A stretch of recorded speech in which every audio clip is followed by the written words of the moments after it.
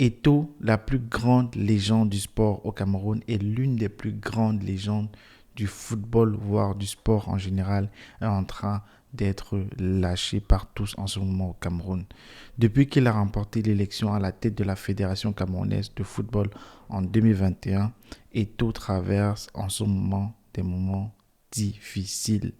Ses plus grands soutiens et ses fans ont d'ailleurs lancé l'ultime assaut, comme on peut le voir sur cette publication du quotidien L'équipe, où ils invitent la FIFA à suspendre le Cameroun. Je vous propose dans cette vidéo un grand format sur ce feuilleton qui se déroule actuellement dans le pays qu'on surnomme depuis un moment maintenant le continent. Alors, le 11 décembre 2021, Eto'o est élu président de la Fédération camerounaise de football en battant Sédou Mbombo Djoya, l'ex-patron de la fédération, avec 43 voix contre 31. Bien que cette victoire a été célébrée par la majorité des Camerounais partout dans le monde, le chantier s'annonce cependant énorme. La victoire d'ailleurs a révélé des divisions, notamment pour des raisons politiques radicales et révolutionnaires que Samuel Eto'o avait en tête. Malgré tout, sa victoire a été vue comme un exploit cependant pour toute la nation.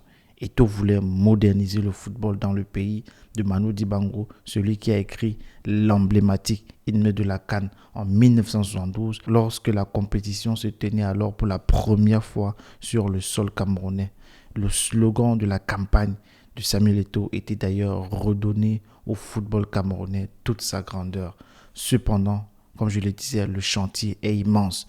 La majorité des joueurs n'ont pas de salaire dans le championnat local. Le championnat local est en perte de vitesse, sans sponsor, totalement absent de la scène continentale. La formation des jeunes est extrêmement limitée et seule l'équipe fanion des Lions indomptables fait encore rêver les Camerounais. En 2022, la CAN se déroule en plein Covid au Cameroun. Paul Biya, le président, veut donner le sourire aux Camerounais malgré la misère. Il injecte donc d'énormes capitaux pour l'organisation de la Coupe d'Afrique des Nations au Cameroun. Les dépenses s'élèvent à plus de 780 milliards de francs CFA, soit 1,2 milliard d'euros. C'est hallucinant. Cela inclut la construction et la rénovation des stades, ainsi que les investissements dans les infrastructures routières, hospitalières et touristiques. Toutes ces dépenses ont contribué d'ailleurs à alourdir la dette publique du Cameroun, qui représente désormais 40%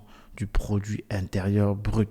Alors pour comparaison, avec la CAN qui s'est déroulée en Côte d'Ivoire, elle a coûté 280 milliards de francs CFA de moins. Alors pendant la CAN au Cameroun, l'équipe termine à la 3e place, ce qui ne satisfait absolument pas le nouveau président de la fédération, qui décide alors de licencier Konsé Saou. Malgré que son contrat est encore en cours, il nomme un nouveau sélectionneur, Rigobert Song, comme entraîneur sélectionneur des Lions, malgré que la double confrontation avec l'Algérie est à la porte pour la qualification en Coupe du Monde. Selon certains analystes, c'est ici que le bras de fer avec le ministère commence, notamment lorsque la FECAFOOT, sous la direction de Samuel Eto'o, également unilatéralement décide de rompre le contrat avec l'équipementier français Le Coq Sportif. Cette décision, qui a entraîné d'ailleurs des poursuites judiciaires de la part du Coq Sportif, procès qui a d'ailleurs été remporté par le Coq Sportif,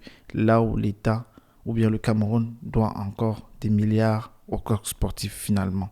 Eto'o a également entrepris d'énormes réformes structurelles pour moderniser et améliorer la gestion du football camerounais.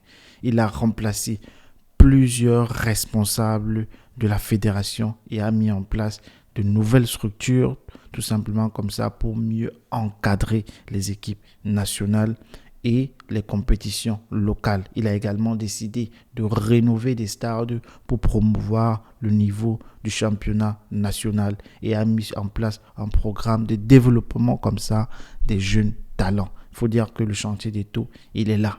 Il a des ambitions et il compte les mettre en pratique. Le Cameroun réussit comme ça à se qualifier à la Coupe du Monde au Qatar après la double confrontation face à l'Algérie. Les résultats sont plutôt satisfaisants avec 4 points obtenus par le Cameroun. Le Cameroun a même failli se qualifier pour les phases finales. Rigobert Song obtient plutôt bon résultat en match officiel, mais les Camerounais restent insatisfaits du fond de jeu et des performances de l'équipe nationale, notamment pendant la qualification pour la CAN en Côte d'Ivoire, où les équipes comme le Burundi et la Namibie ont mis à mal le Cameroun. Malgré ces défis, Eto'o prononce un discours après le match contre le Burundi, affirmant que personne n'a sa place assurée dans l'équipe.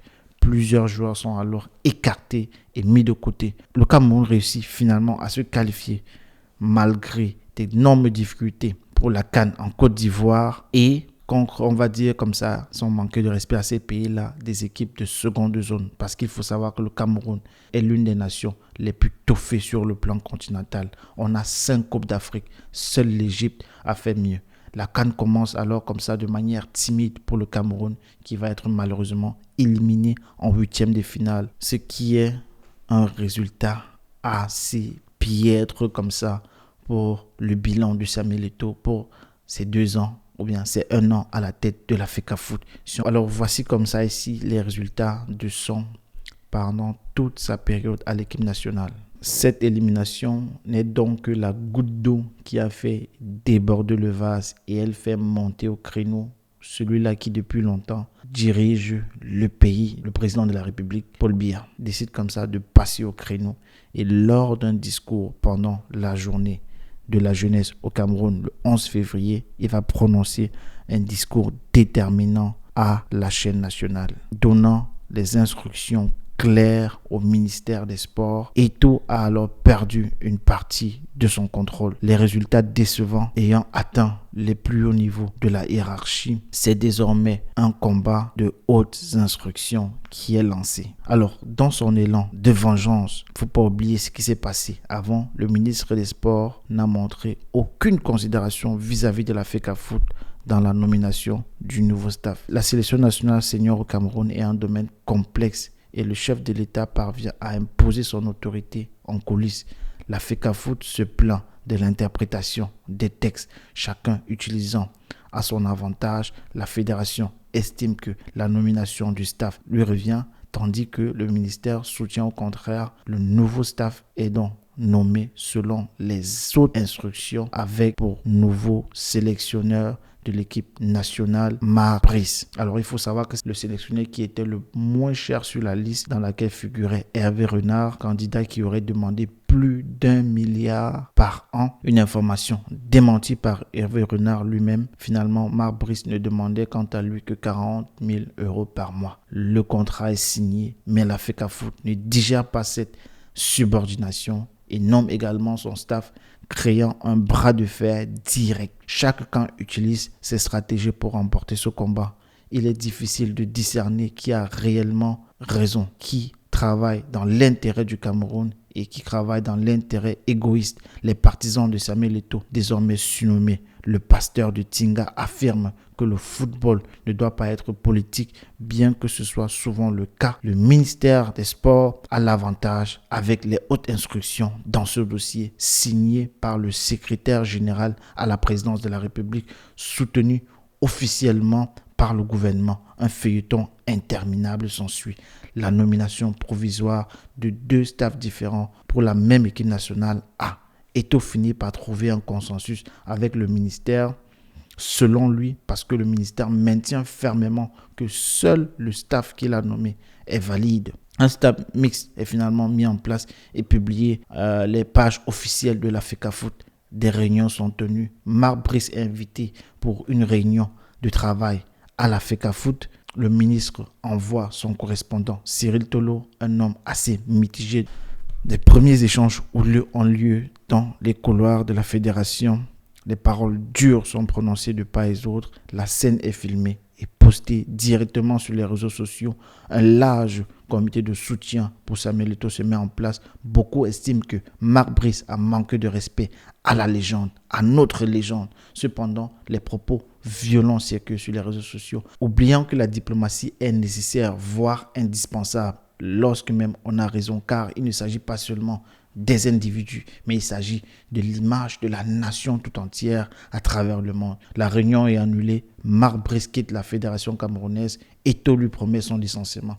La FECAFOOT annonce le soir même après une réunion de crise la dissolution du staff et nomme par là même un staff intérimaire. La nouvelle circule sur tous les réseaux sociaux. Le 28 mai, le lendemain, 2 membres du staff intérimaire sont affectés dans les régions reculées du Cameroun par le ministre. Le préparateur physique est affecté à Mulundu. David Pagos, le coach adjoint, quant à lui, sera affecté à Salulumpe. Pardonnez-moi si j'ai même moi également des difficultés à prononcer ces noms de ces communes très éloignées du sud. C'est parce que, pour dire vrai, c'est les premières fois que j'entendais ce nom être prononcé. D'après les images qui circulent, ce sont des zones difficilement accessibles. Il est clair que les 2 protagonistes n'ont pas vraiment envie de se rendre dans ces régions. Le lendemain, donc, des lettres circulent indiquant que les 2 membres du staff ont finalement refusé tout simplement les propositions de la FECAFOOT. Eto'o décide alors d'organiser une nouvelle réunion d'urgence, convoque à nouveau Marc Brice pour un échange. Après le long échange tendu de la veille, finalement, après une réunion à l'ambassade de Belgique, Marc Brice va se rendre encore à la FECAFOOT où Eto'o va présenter ses excuses et se dit prêt à travailler avec le technicien belge. Pendant ce temps, une lettre de démission circule sur les réseaux sociaux, fausse bien sûr. Un groupe WhatsApp est créé par un journaliste pour soutenir Samuel Eto'o. Les événements sont lunaires, du jamais vu dans l'histoire du Cameroun. Autant de désordre, l'équipe Fagnon des Unions nationales est limite au bord du chaos. Le ministre des Sports reste ferme dans ses positions et il faut noter qu'il est très peu loquace à l'image du chef de l'État. Le staff sera inchangé et cela est irrévocable car les instructions sont claires. Eto'o affirme avoir reçu une lettre du président de la République demandant de trouver une solution hybride. Information également partagée par le journal Le Jeune Afrique, très connu, bien que personne n'ait jamais vu cette lettre. Pour la majorité, la situation reste en faveur du ministre des Sports, bien que les règles strictes du football, si on ne veut que s'en tenir qu'à elles, ne justifient pas cette situation. Il est important de se demander s'il faut jouer à un jeu en utilisant les règles seulement lorsqu'elles nous arrangent ou bien les règles restent les règles. Une chose est sûre, le staff nommé après les élections à la Fédération camerounaise de football avait été validé selon les textes régissant les relations entre la FECAFOOT et le gouvernement camerounais.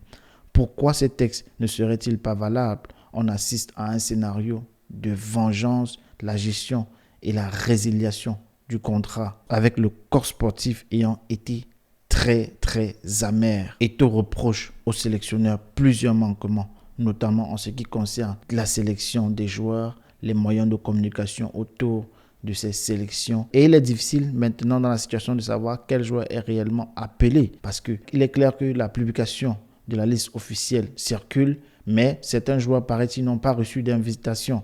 Les joueurs sont arrivés majoritairement le lundi matin du 3 juin pour un rassemblement à l'hôtel Hilton. Ils ont été accueillis déjà à partir de la veille par 2 staffs différents, celui de la FECAFOOT et celui du ministère des Sports. Cependant, le staff de la fédération n'avait aucun accès aux chambres. Sur Internet, les internautes se mobilisent pour soutenir Samuel Eto'o, qu'ils considèrent comme l'envoyé de Dieu, mais celui-ci semble perdre son bras de fer. Les membres du staff de la FECAFOOT ont dû quitter les lieux dès le matin aux premières heures de la journée. La fédération publie ensuite un communiqué annonçant qu'elle se désolidarise de l'encadrement technique des joueurs et ne fournirait pas d'équipement nécessaire pour les séances de préparation, notamment pour les matchs contre le Cap-Vert et l'Angola. Comment les joueurs vont s'entraîner donc? Personne ne sait. Les maillots et les bus ne sont pas mis à disposition. La situation est chaotique et des rumeurs circulent selon lesquelles un commandant de l'armée aurait contacté un membre de la FECAFOOT pour qu'il remette à la disposition l'équipement pour l'entraînement des joueurs. Ce scénario est totalement fou. Les joueurs ont fini par s'entraîner avec des maillots et des ballons improvisés. La FECAFOOT a même arrêté la vente des billets via un communiqué. Une chose est certaine, les joueurs veulent jouer pour le pays. D'ailleurs, des messages d'apaisement sont partagés sur les réseaux sociaux Premièrement, par Mominga Maleu, message d'apaisement appelant à mettre l'intérêt national au-dessus des intérêts partisans. Ces messages ont été partagés par plusieurs de ses coéquipiers. Cependant, certains fans de Samuel Eto'o sont allés dans les commentaires insulter les joueurs, les traitant de lâches et de tout genre de noms pour ne pas avoir soutenu, ou bien pour ne pas, de manière générale, soutenir Samuel Eto'o dans sa démarche et de tout simplement boycotter ces prochaines rencontres. Chose qui est absolument inimaginable. Raison pour laquelle des gens s'appuient davantage pour considérer que l'Église, ils ont un lavage de cerveau, Eto'o passe avant le pays. Bref, je ne sais pas ce que vous pensez de ces situations. Quel est votre avis personnel? Laissez-le moi en commentaire. La FECAFOOT décide finalement de remettre les billets en vente et appelle les citoyens camerounais à aller acheter les billets pour le match contre le Cap-Vert qui aura lieu samedi prochain. Bien que la situation soit confuse, une chose est certaine, l'affaire est loin d'être terminée et Eto'o n'a pas dit son dernier mot, le connaissant très bien. Alors, je ne sais pas ce que vous pensez de toutes ces situations à la Fédération camerounaise de football et dans le football camerounais en général. Je sais qu'il y a les partisans d'Eto'o, ceux qui vont avec tellement d'émotion. Laissez-moi vos avis en commentaire. C'est absolument fou ce qui se passe. N'oubliez pas également de vous abonner à cette chaîne, d'activer la cloche de notification. Voilà, je vous donnerai la suite de cette affaire, peut-être ou pas. C'est absolument incroyable ce qui est en train de se passer maintenant. Mais on se donne rendez-vous à très bientôt. Merci de m'avoir regardé. Ciao.